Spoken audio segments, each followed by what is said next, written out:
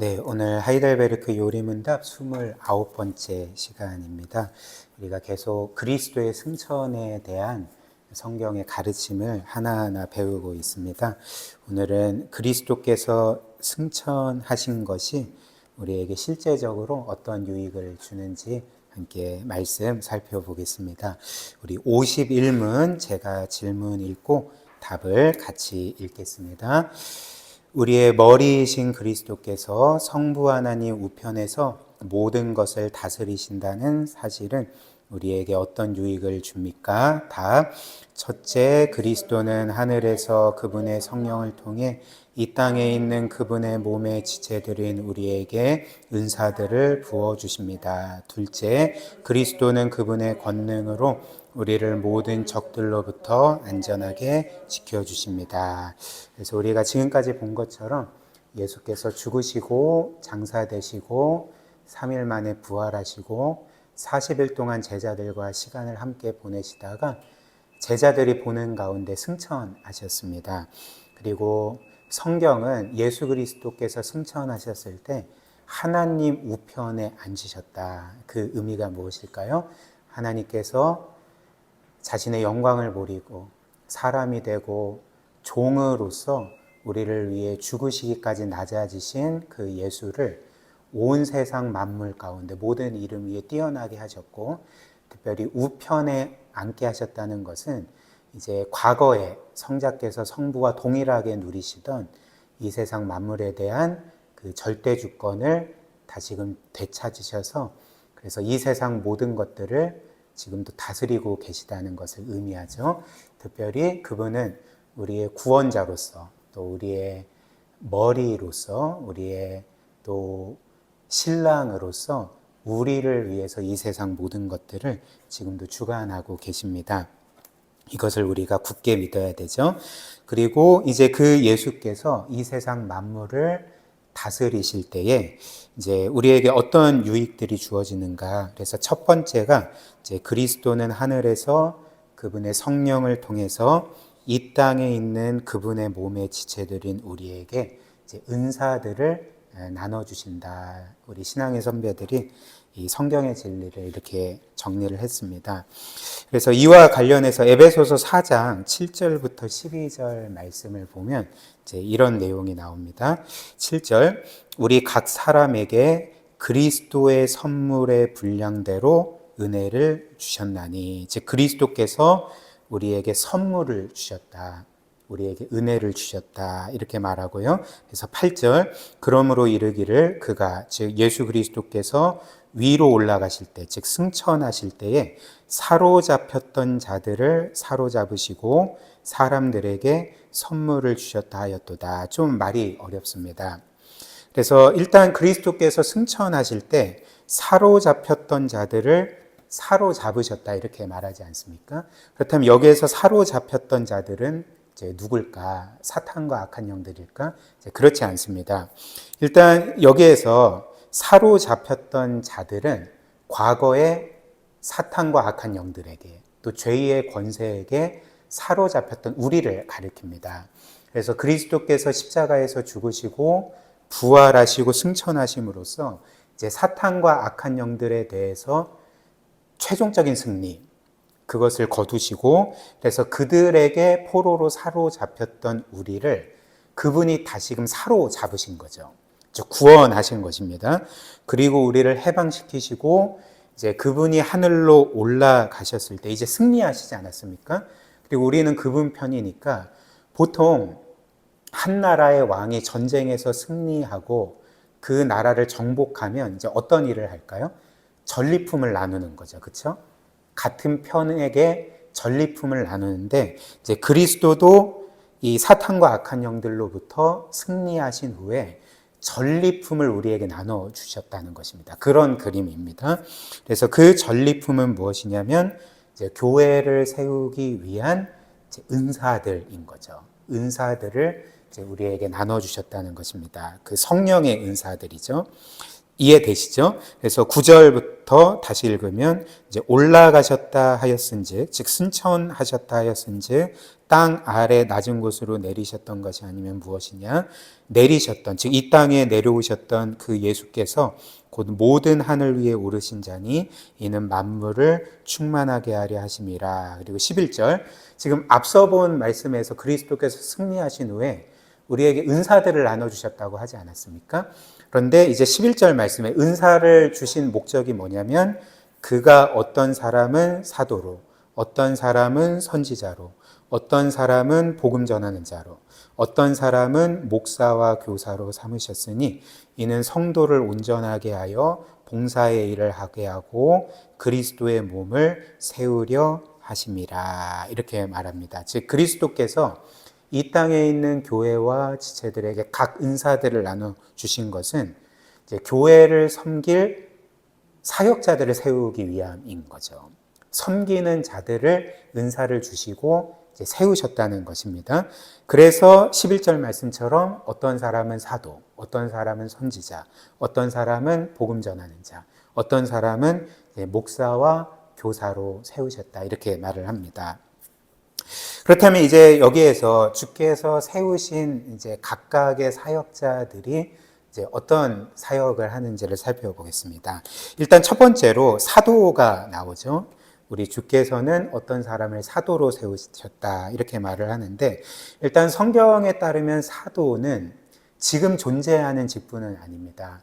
이 사도의 정의는 예수께서 친히 선발하셔서 그분의 제자로 삼으시고, 그래서 그분의 승천 이후에 교회를 세우시고 또 복음을 전하게 하시고 복음을 입증하기 위해 기적들을 행하게 하시고, 특별히 이제 예수 승천 이후에 이제 신약 성경, 성령의 영감을 받고 하나님의 말씀을 그 기록된 형태로 기록하게 하신 자들을 가리켜서 성경은 이제 사도들이라고 하는 거죠.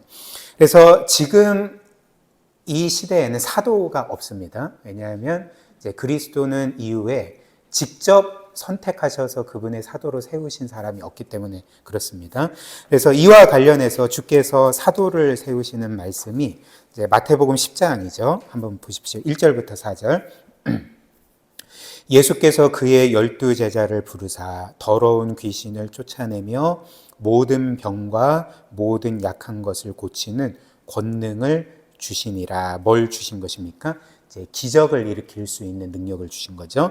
그래서 2절, 12 사도의 이름은 이러하니 베드로라 하는 시몬, 그의 형제 안드레, 세베대의 아들 야고보와 그 형제 요한, 빌립, 바돌로메, 도마, 세리인 마태, 알페오의 아들 야고보와 다데오, 가나안인 시몬, 그리고 예수님을 배반했던 이제 가룟 유다라 이렇게 말합니다.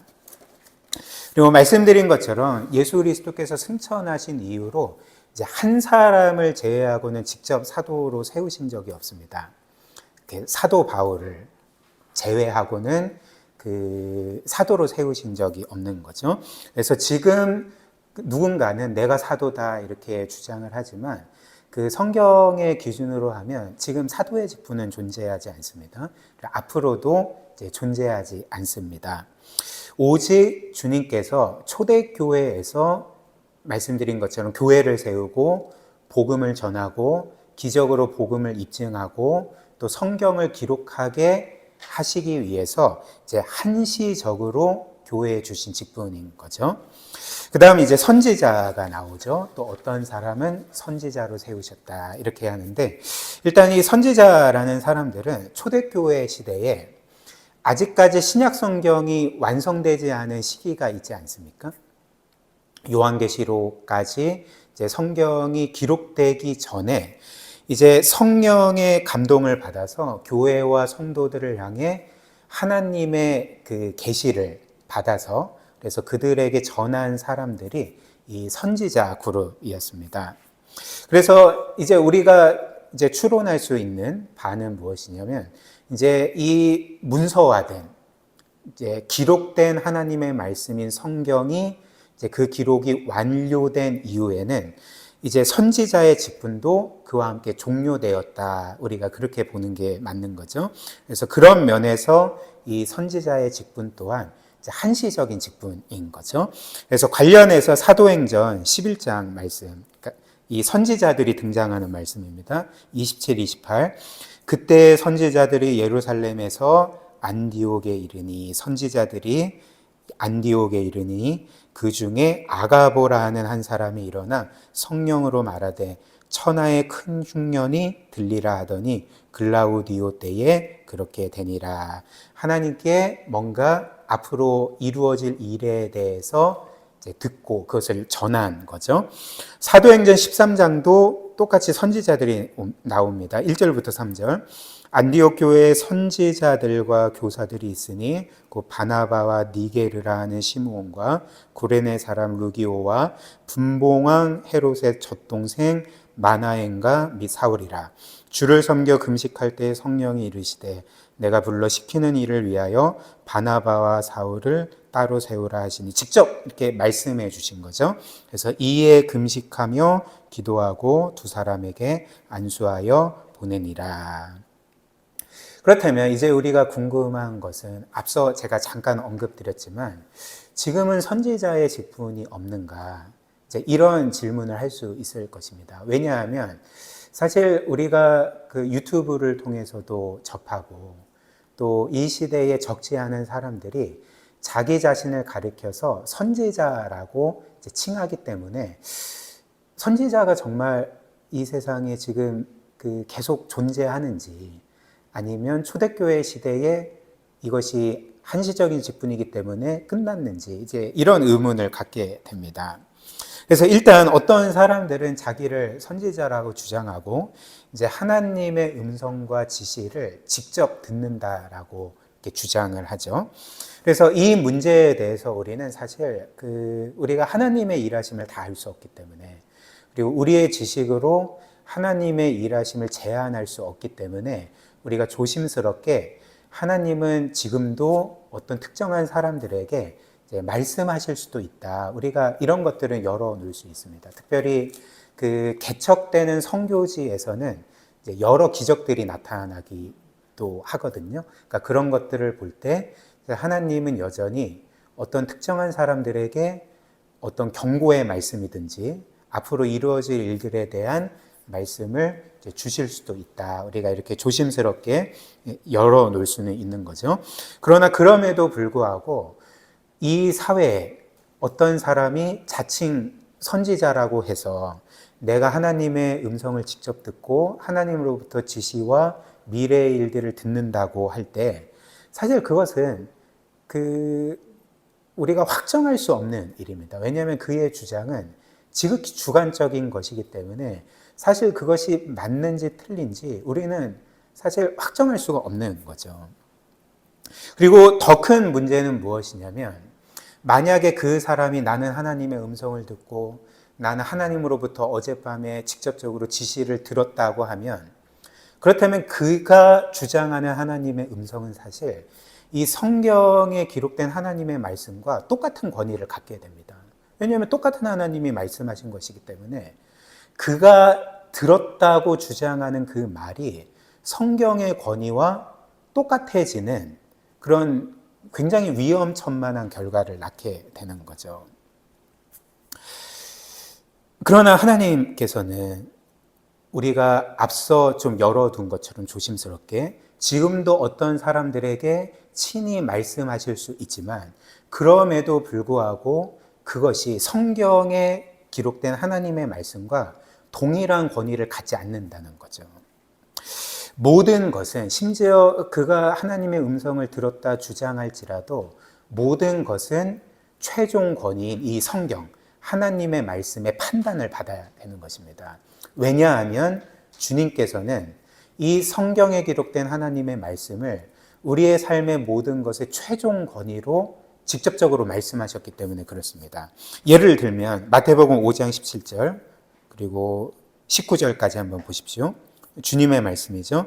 내가 율법이나 선지자를 폐하러 온 줄을 생각하지 말라. 여기에서 율법과 선지자는 이제 구약 성경을 가리키는데, 당시 이 예수님께서 이 말씀을 하실 때의 성경은 구약밖에 없습니다. 그러니까 성경인 거죠. 율법과 선지자는 이제 성경을 의미하는 것입니다. 그래서 내가 성경을 폐하러 온 줄로 생각하지 말라. 폐하러 온 것이 아니라 완전하게 하려 함이라. 진실로 너희에게 이르노니 천지가 없어지기 전에는 성경의 1.1획도 결코 없어지지 아니하고 다 이루리라. 그러므로 누구든지 이 계명 중에 지극히 작은 것 하나라도 버리고 또 그같이 사람을 가르치는 자는 천국에서 지극히 작다 일컬음을 받을 것이요 누구든지 이를 행하며 가르치는 자는 천국에서 크다 일컬음을 받으리라. 이렇게 말씀하셨습니다. 그러니까 누구든지 이 성경에서 벗어나면 안 되는 거죠. 이 성경 말씀에 어떤 것을 더하거나 빼면 안 된다는 것입니다. 이 성경이 최종 권위입니다. 그래서 요한계시록 22장, 성경의 맨 끝장이죠. 이렇게 말합니다. 22장 18절 19절. 내가 이 두루마리의 예언의 말씀을 듣는 모든 사람에게 증언하노니 만일 누구든지 이것들 즉 성경 외에 더하면 하나님이 이 두루마리에 기록된 재앙들을 그에게 더하실 것이요 만일 누구든지 이 두루마리의 예언의 말씀에서 제하여 버리면 하나님이 이 두루마리에 기록된 생명나무와 및 거룩한 성에 참여함을 제하여 버리시니라. 이렇게 경고하신 거죠. 그렇다면 이 말씀에 따르면 어떤 사람이 자칭 선지자여서 내가 하나님의 음성을 들었다. 그리고 하나님으로부터 직접 지시를 받았다. 그렇다면 그게 그의 주장에 따르면 하나님의 말씀이지 않습니까? 그렇다면 그것은 어떤 것이냐면 이미 기록된 이 하나님의 말씀인 성경에 어떤 것을 더하는 것입니다. 그렇지 않습니까? 그런데 성경은 뭐라고 경고합니까? 그를 생명책에서 지워버릴 거다 이렇게 말을 하는 거죠. 따라서 우리는 이렇게 자칭 선지자라 하는 이 사람들이 나는 하나님의 음성을 들었고 나는 하나님으로부터 직접 지시를 받았다는 이 주장을 고지고대로 믿으면 안 됩니다. 특별히 앞서 말하는 것처럼 그렇게 말하는 것은 그들의 주장을 성경과 동일한 권위에 놓게 되는 거고 그것은 우리가 결코 받아들일 수가 없는 거죠. 그래서 성경의 경고대로 만약 어떤 사람이 자신이 받은 하나님의 음성을 성경과 동일한 권위로서 말하면 우리는 그 사람을 이 성경의 경고대로 거짓 선지자로 여겨야 합니다. 그래서 저는 그 신대원 때 그때 한참 지금도 활동하시는 걸로 아는데 그 한국교회 한때 치유 사역을 하는 어떤 한 장로님이 그 치유 사역으로 굉장히 그 센세이셔널한 그 현상들을 일으킨 적이 있습니다. 그래서 그때 그 신대원 같은 동기 전도사님이 알고 보니까 이제 그 장로님이 사역하는 팀에서 함께 사역한 분이고 이제 들으니까 그분도 하나님의 음성을 듣는다고 하더라고요. 그래서 그때 너무 이제 궁금해서 이제 물어봤죠. 그 전사님, 하나님의 음성을 듣는다는 게 진짜 하나님께서 그 또렷한 음성으로 전도사님께 말씀을 해주시는 거냐고 도대체 어떤 거냐고 제가 물어봤습니다. 근데 그 전도사님이 하는 말이 그런 게 아니고 하나님이 직접 음성으로 나에게 말씀해 주신 건 아닌데 하나님의 음성인 것 같은 그 느낌이라고 이렇게 말씀을 하더라고요. 이거는 우리가 신뢰할 수가 없는 거죠. 그렇죠? 그래서 그때 사실 그 전까지는 나도 하나님의 음성을 듣고 싶다 이런 마음이 있었는데 그 전도사님 통해서 그 모든 꿈이 그 이제 미혹된 상태에서 벗어나게 됐습니다. 그러니까 신뢰할 수가 없는 것입니다. 특별히 여러분들 그 유튜브를 보면 요즘에 자칭 선교 그 선지자라고 주장하는 사람들이 뭔가 예언을 하는 영상들을 한 번쯤 보신 적이 있을 것입니다. 그러나 그 성경에 말하는 거짓 선지자들의 특징이 무엇인지 아십니까? 하나님의 음성과 지시를 전한다고 하지만 사람들로 하여금 하나님과 그리스도께 주목하게 하는 것이 아니라 자기에게 주목하게 만듭니다. 자기에게 스포트라이트가 비추게 만드는 거죠. 사람들이 결국은 자기를 높이게 만듭니다. 이것은 참 선지자가 아닌 거죠. 그러니까 이것을 잘 분별하고 과거에나 지금이나 거짓 선지자들이 많다는 것을 우리가 기억하면서 영적인 분별력을 가지고 살아야 하는 거죠. 그 다음 세 번째로 복음 전하는 자가 나옵니다. 어떤 사람은 이제 복음 전하는 자로 세우셨다 이렇게 말을 하는데, 여기에서 복음 전하는 자는 이제 당시 초대교회 시대에 여러 지역을 순회하면서 이제 복음을 전한 풀타임 사역자를 가리킵니다. 즉 그 당시 초대교회 모든 성도들이 복음을 전하지 않았습니까? 근데 이 복음 전하는 자들은 특별히 이제 어떤 직업을 갖지 않고 이 복음 전하는 일에만 헌신한 이제 풀타임 사역자로 이해하시면 됩니다. 그래서 성경에 보면 이런 전도자들이 나옵니다. 사도행전 21장 8절 보면 이튿날 떠나 가이사랴에 이르러 7 집사 중 하나인 전도자 빌립, 그러니까 7 집사일 뿐만 아니라 이제 전도자인 빌립의 집에 들어가서 머무느니라. 그리고 디모데후서 4장 5절 그러나 너는 즉 디모데는 모든 일에 신중하여 고난을 받으며 전도자의 일을 하며 너의 직무를 다하라. 이 말씀에 따르면 빌립도 풀타임 복음 전도자였고 디모데도 풀타임 복음 전도자였던 거죠. 그리고 마지막으로 목사와 교사입니다.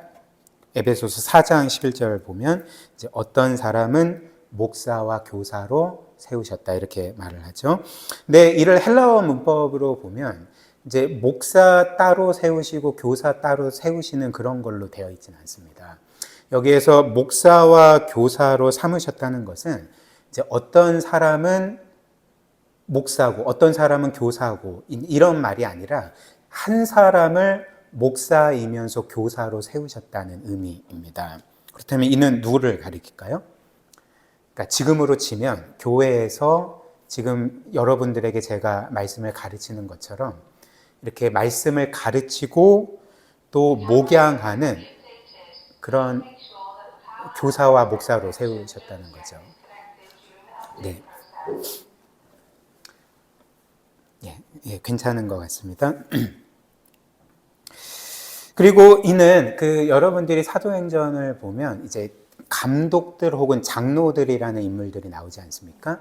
이 감독들과 장로들이 이 교사요 목자인 사람들인 거죠. 사도행전 20장 28절 보면 여러분은 자기를 위하여 또는 온 양떼를 위하여 삼가라. 성령이 그들 가운데 여러분을 감독자로 삼고 하나님이 자기 피로 사신 교회를 보살피게 하셨느니라. 이는 지금으로 치면 이제 목사들을 의미하는 것입니다. 하나님이 자기 피로 사신 교회를 이제 돌보게 하신 사람들, 목사를 의미하는 거죠.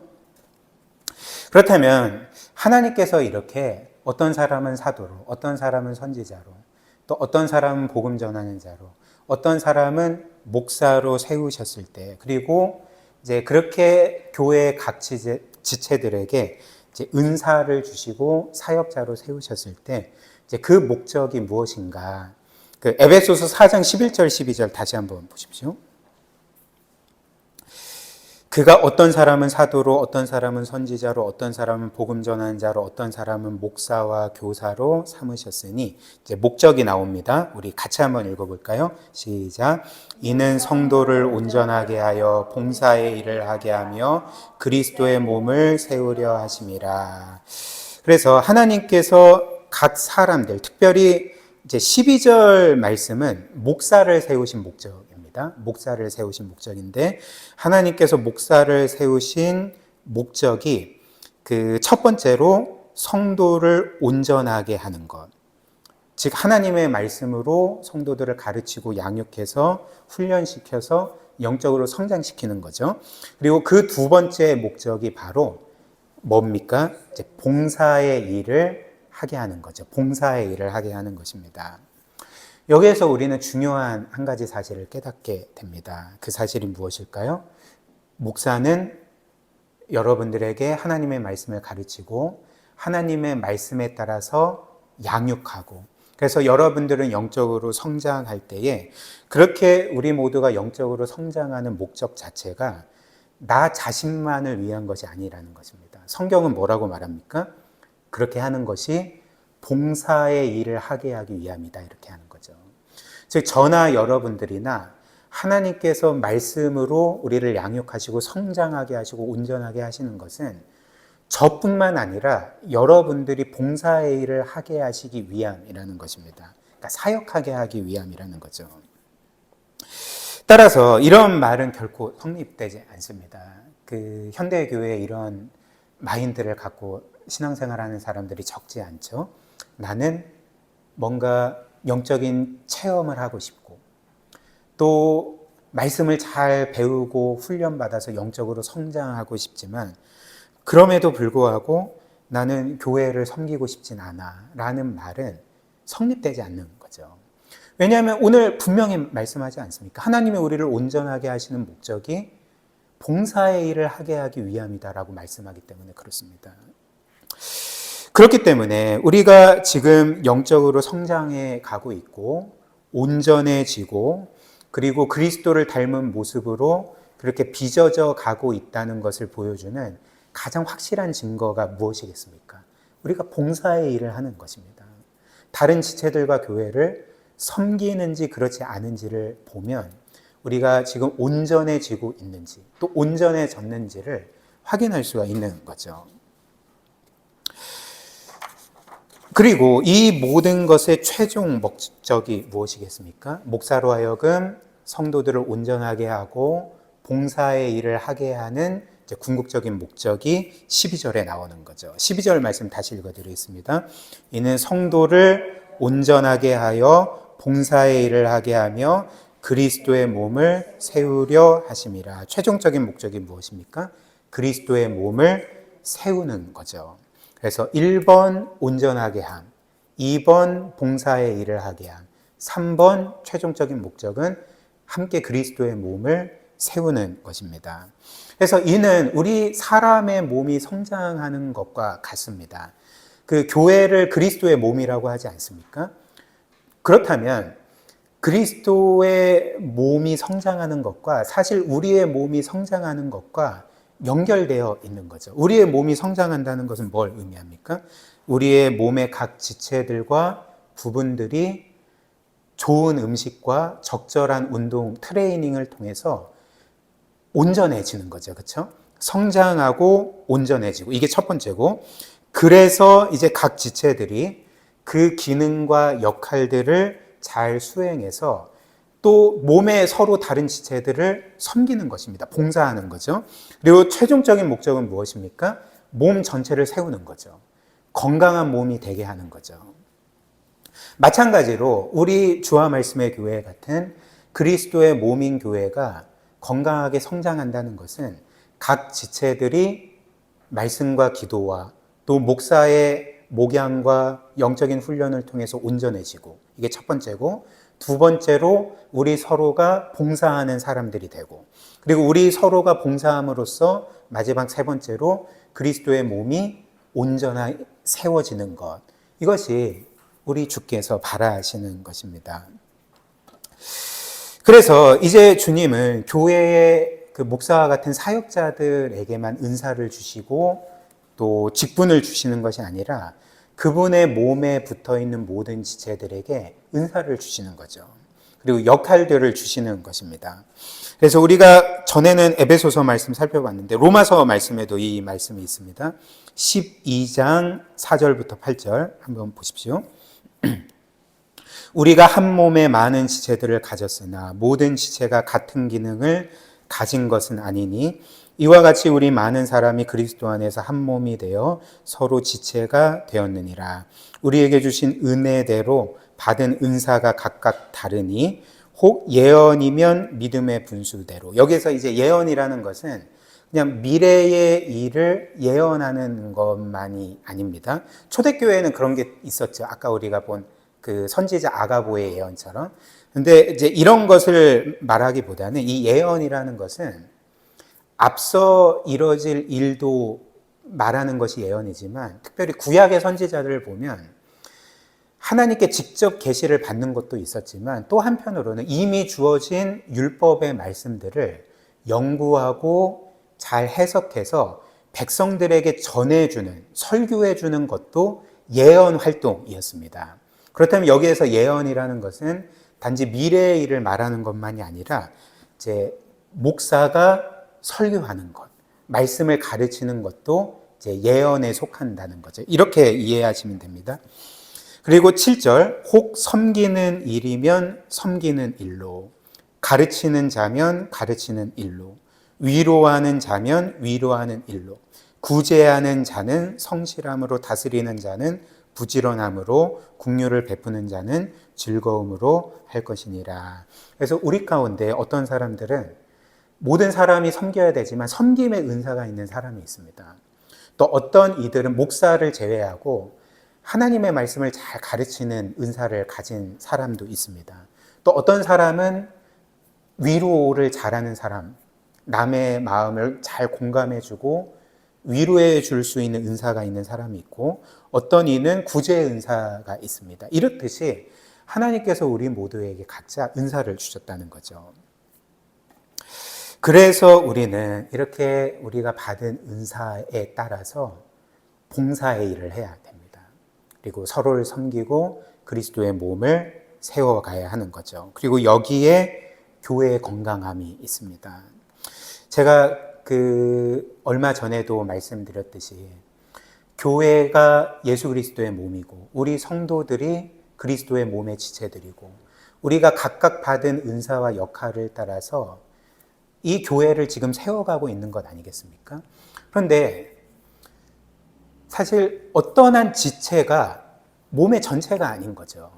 사람들은 보통 쉽게 교회는 목사가 이끌어가는 거야, 교회의 모든 사역들은 목사가 하는 거야 라고 생각을 하지만, 그렇다면 목사가 몸의 전체입니까? 그렇지 않습니다. 목사 또한 그리스도의 몸의 한 지체일 뿐입니다. 하나의 지체일 뿐인 거죠. 근데 한 지체만 움직이고 다른 지체들은 그냥 죽은 듯 있으면 그 몸은 어떤 몸입니까? 그러니까 심각하게 병든 몸이든지 아니면 심각한 장애를 갖고 있는 몸이 아니겠습니까? 그러니까 우리가 이렇게 되면 안 된다는 거죠.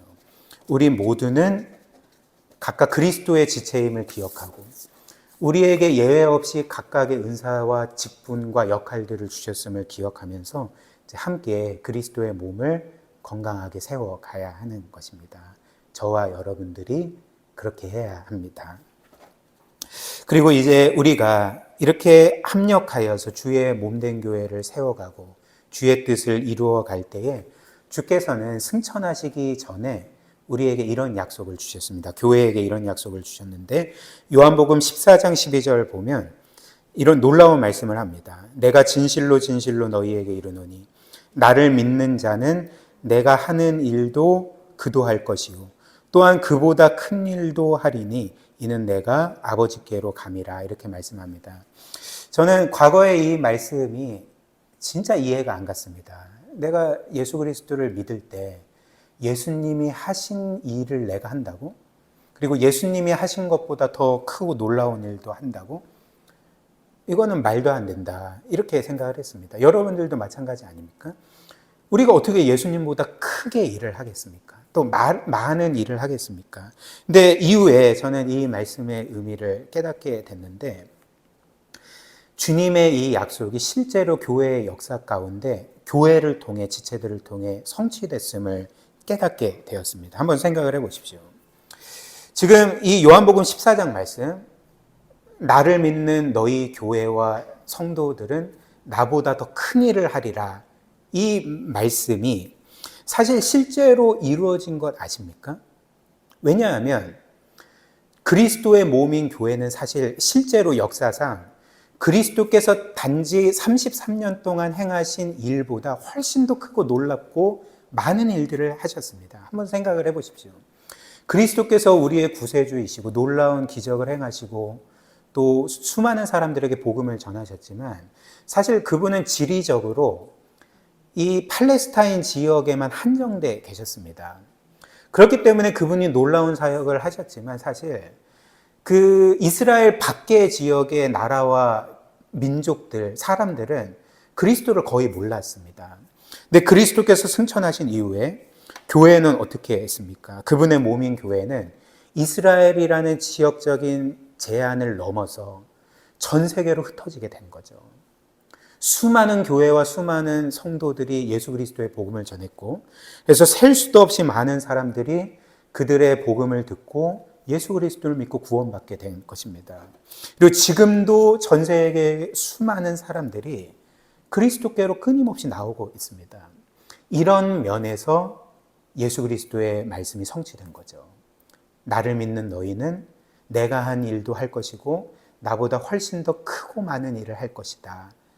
바로 우리 교회가 이 일들을 감당해야 합니다.